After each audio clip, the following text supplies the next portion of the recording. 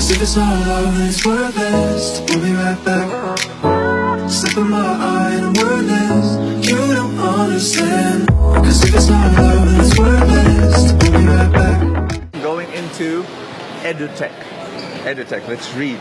21st century education for all in the Philippines.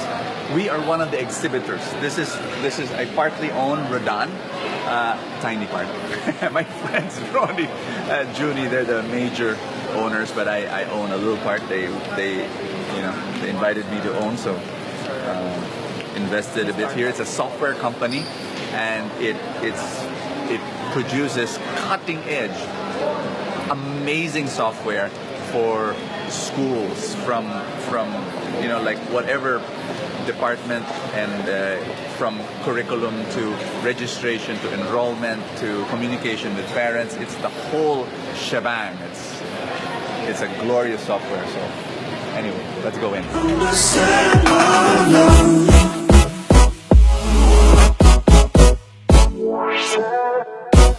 You don't understand my love.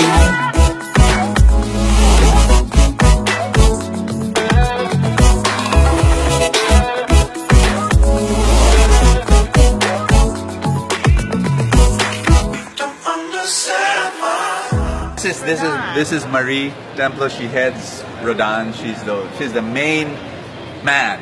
The technology head. The technology product head. development. So which is basically what Rodin is all about. And you pronounce, it's not the spelling, it's not the way you pronounce it. So, so I want Marie to be the one to tell you what the product is about. This is a breakthrough product. This is just cutting edge stuff.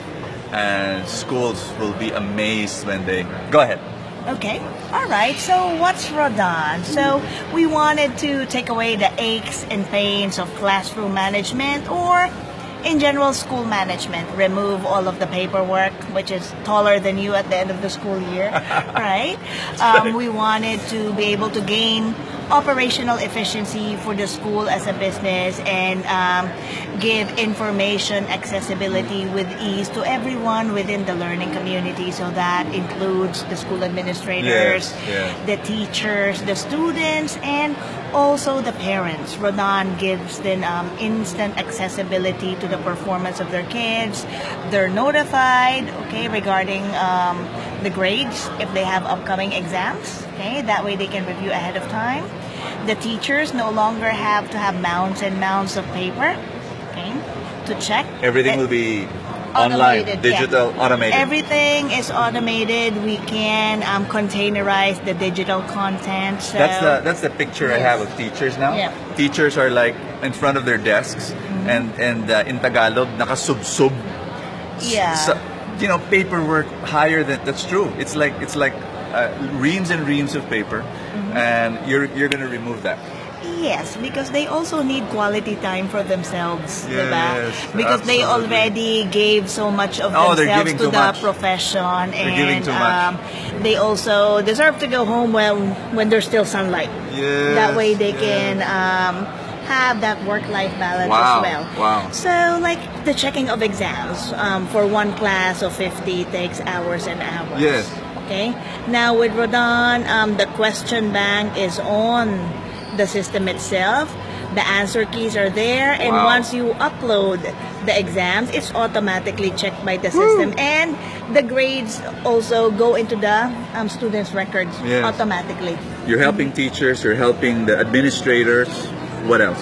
You're helping the parents. You're helping the parents. Yes, because every single time they want to check on their kids, even if they are in a remote area. Okay, so this is going to be a big plus for OFWs. OFWs. Exactly. Okay. We could do video conferencing tutorials through Rodin. They want to check on what homeworks do they have. They could be somewhere half around the globe, and they know how their kids are performing. Okay, we provide a facility for them to engage with their kids and actually do the teaching from a remote location, something that you're unable to do as an OFW. This is crazy. This is an amazing product that will bless the whole school. Yep, exactly. Wow. There's more stuff, by the way. Yeah. The Rodin software is just how many modules did you say?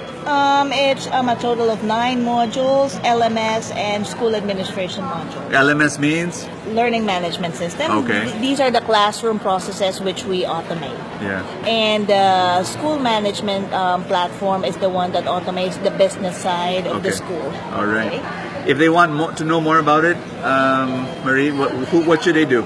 Okay, www.rodinsystems.com, or you can actually see our product videos which are also on the site, or contact us and we'll be happy to give you a product demonstration. Rodin, www.rodin, okay, and .com. Rodin Systems. Rodin Systems, RODIN systems.com. Yes. So that's where you are. Full disclosure, guys, I own a tiny part, tiny part of this company. So I just want to disclose that. But I believe in the service. I believe in the product, and I believe anything that will make schools perform better for the sake of the children. I'm there. I'm into that. I'm a homeschool promoter, believer, crusader, and so doing this, it's not just for homeschools, by the way, but it's definitely for regular schools. Yes. Taking out a bunch of that clerical, administrative workload so that education becomes better. Your focus is there. So Yes. thank you, Marie. Okay, thanks. All right. Thank you. Thank you. This is Ronnie. He is my friend, and he was the one who invited me to be part of Rodin. Where did this come from? Why did you come up with this crazy idea? About 5 years back, there was this huge issue with textbooks in the public schools. There was a certain educator, a doctor, something, I don't remember his name at the top of my head right now. He went to the press and started talking about all of the textbook errors, thousands of them. And in the reply... I remember that. Yeah. I remember that. It was a big thing. Big thing. In the reply from the DepEd, they said that it'll take them 5 years to address all of these errors because they needed to wait for the reprint of the books. Okay, 5 years to live 5 years. to live with those thousands of errors. In the meantime, 5 batches of students would have been fed all of those errors, all of those garbage. That's right. That's right. So that's very sad. So I told Wow. myself, this couldn't be the case. Yeah. This shouldn't be the case. Yeah. I was telling myself, what can I do? Yeah. I'm not into education. I've always wanted to be an educator, but I'm not into education. Yeah. And I go, but I know a little bit about IT, information technology. That's his world. That's Ronnie's world from the very beginning. IT, cell phone, stuff like that. And wow. I know a little bit of that, so I told myself, why don't I put together a team to do that? And then I started talking to certain people about it, and then they told me, you're not going to make money there. And I go, it's a means of paying forward, I told myself. Yeah. So I spoke with my family and told my wife, I'm going to do this. And Junie was there, who was also getting into... One of our friends. One of our business mentors. Junie was there, who was also into education. Yep. And he was doing also LMS. And then we started talking. He started confiding with me his problems. I didn't know that he was into it. It was only when he was already having problems with an Indian LMS provider that we realized that he was also into education. And then we started working together. So I told him, you know what? I'm going to build this system anyway. Wow. So let's build it together. 3 years after, we now have Rodin. Ronnie's favorite word, always to me, is nation building. This is an entrepreneur whose focus is not money as the ultimate goal of business. He really believes in nation building. So Rodin software helping schools. It's all about building the nation. That's the reason. That's the one reason. That's his selling point to me. Bo, come in, join us, because we're gonna build the nation. Woo! How can you say no to something like that? Especially when it comes from a friend that you trust. So there. Yes. So it's really about that. And then when we started doing and working on the system, I was able to put together a world-class team headed by Marie. Marie happens to be a graduate of NYU. She's a robotics engineer from NYU. Did masters in computer science in NYU, and then eventually went on to become a doctor of computational finance. She headed regional office for Accenture. Wow. Yeah. Headed 6 countries. Headed 6 countries. Okay. 3,000 people under her. Okay, how were you able to convince Marie to work for Rodin, a tiny company that's still, starting? I shared the vision You share the vision. of educating the nation. Education.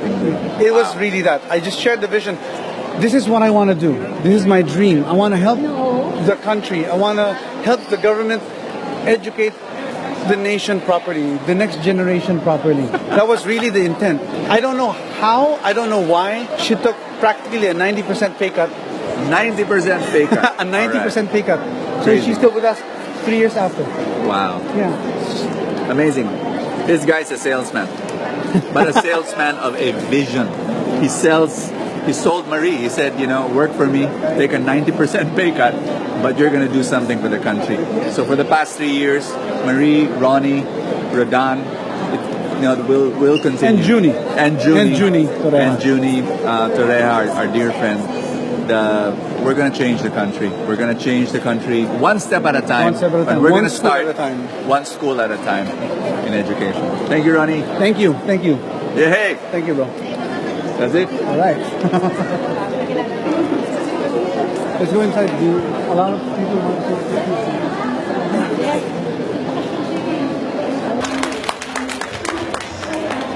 How are you guys? Thank you for joining us today. Really appreciate it. Just wanted to share with you why I do what I do and why I'm part of Rodin. Number one, because of my friend there, Ronnie Siasoyko. He's the guy.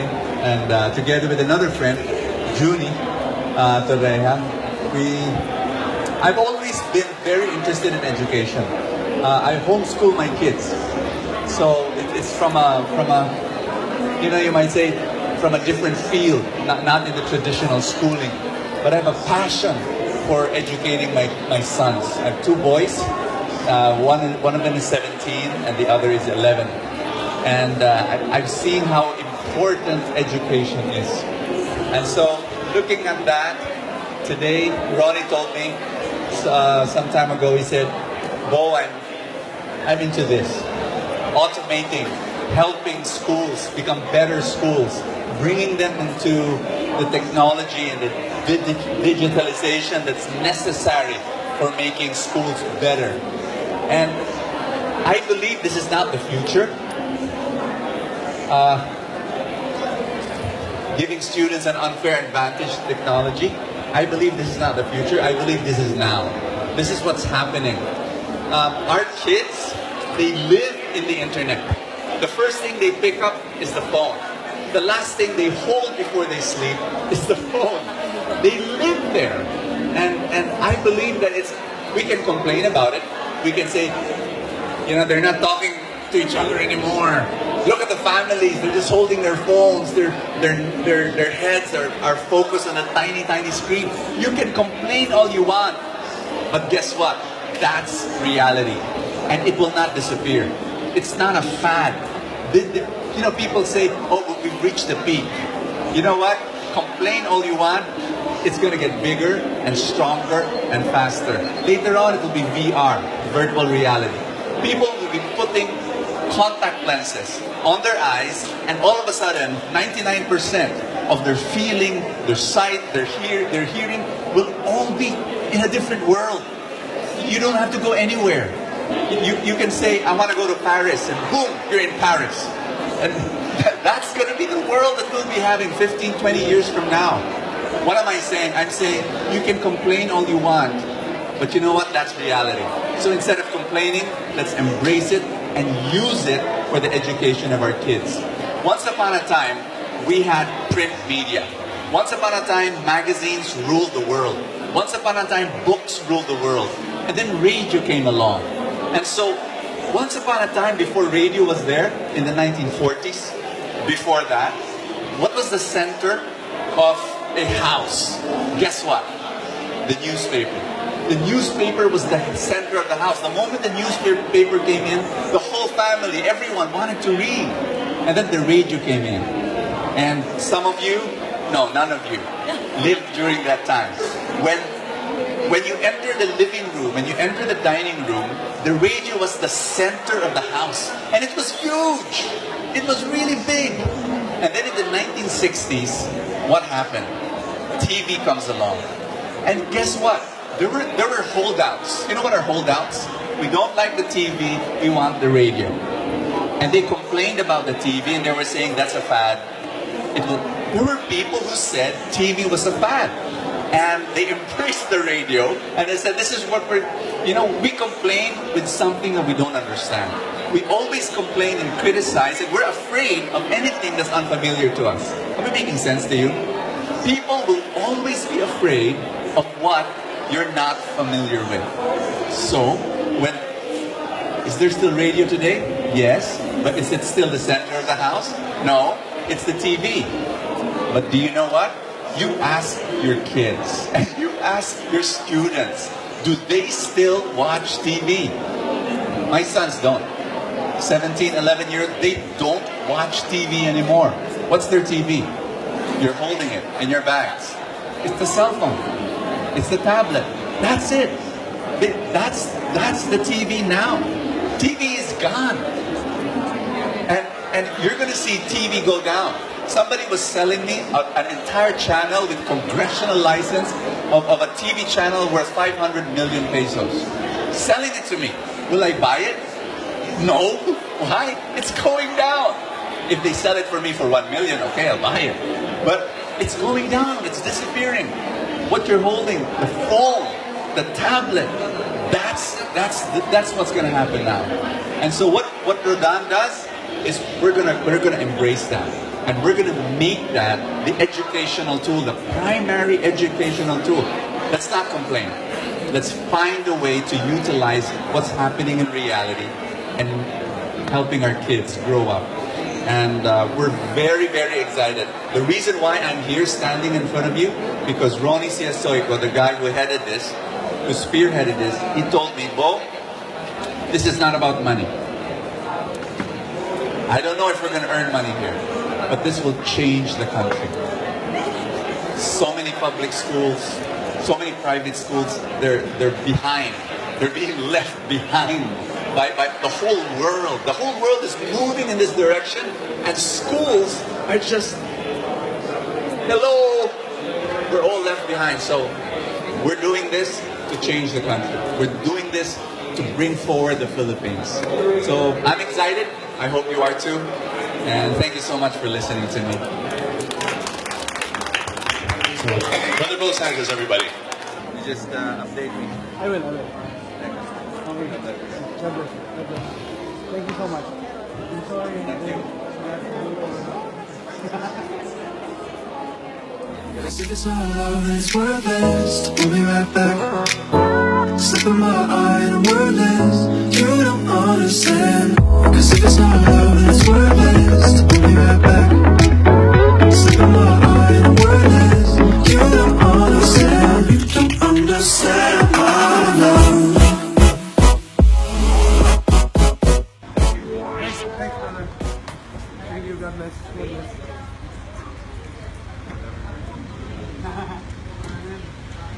Ingat ha. Ingat.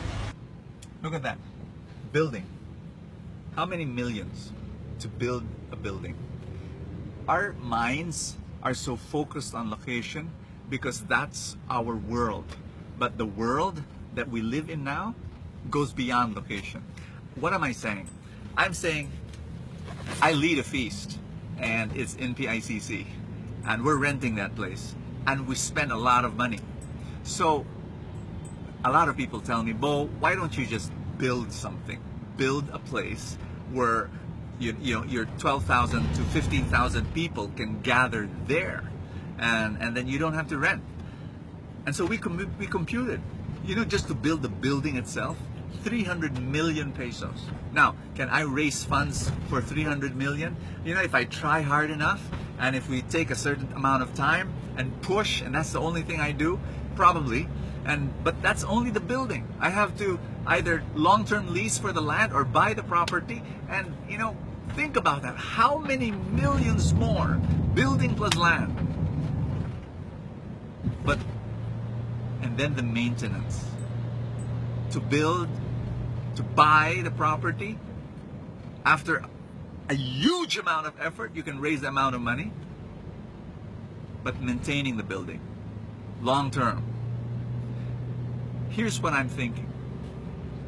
I still think it is we're so fixated on location. That's why my heart now is into spreading, building smaller feasts, and even feast videos that can be done at home, and raise up, we call them feast emissaries, people who will raise their hand and say, I want to build a feast in my office, or in my home, or in my neighborhood, or in my school. 5 people, 10 people. And then they can watch a video if they don't know how to preach. If they know how to preach, we're going to put material in their hands. But usually these people, they say, no, can you be the one to preach? So we'll preach through video. And then they will share, and they will pray for one another. That's their role. They become a shepherd to these people. And that excites me. All of a sudden, I don't have to buy a building, build a building, buy property, and it's not going to be about money. The whole organization is not centered on raising this huge amount of money and having money to maintain every single month, all the expenses. All of a sudden, the focus of all the leaders is on shepherding people, caring for people, and that's what I'm saying, because we have technology. Technology should be something that you embrace. Now, that's in the spiritual work, that's in ministry side, that's in church work. And education is the same thing. To be able to go beyond location, and to be able to think in another way, to be able to say, what if we utilize technology, the internet, and digitalize all sorts of educational material, and be able to bring it to the islands. That's the problem. We've got 7,000 islands in the Philippines. To be able to use that, and sure, you might say, oh, Bo, we don't have good internet and all of that, but I believe that's coming. That's coming. Google, as we speak now, as you're listening to this, Google is already creating planes, and planes that will give free internet, high-speed internet, and they'll fly these planes. There are companies now that are just so bent on blanketing the world with free internet. It's gonna happen one day. So let's create the tools necessary so that when that happens, we're ready, and then we can educate the world. So that's how I think, that's how my friends think. And I just want to encourage you. You know, what has this got to do with you? I think it's to think beyond your needs, to think beyond your little problems, because you've got problems, you've got needs of your own. Just step away from that for a while. Forget those little problems. Focus on the gifts that you have. Think what you can do beyond your little problems so that you can address the real needs of people. Because when you're able to address the real needs of people, then you wake up in the morning with joy and excitement, and knowing that you're able to serve God. So, what's your mission? Go for it. And think, this is a cliche, right? A cliche, you think outside the box. But, hey, that's what we need to do.